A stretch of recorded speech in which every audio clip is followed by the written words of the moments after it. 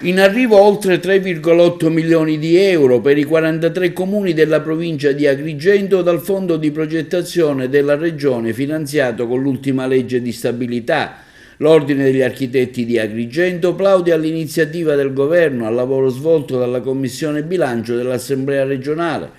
Invitiamo le amministrazioni comunali della provincia di Agrigento, afferma il presidente dell'Ordine Rino Lamendola, a utilizzare celermente le risorse ripartite ai comuni con il decreto a firma congiunta degli assessori regionali alle infrastrutture Aricò e all'economia Falcone per acquisire progetti utili per accedere ai fondi del PNRR e della programmazione comunitaria 21-27. In particolare, continua il presidente degli architetti Lamendola, con le risorse stanziate per un importo complessivo di oltre 3,8 milioni di euro, le amministrazioni comunali possono acquisire progetti di fattibilità tecnica ed economica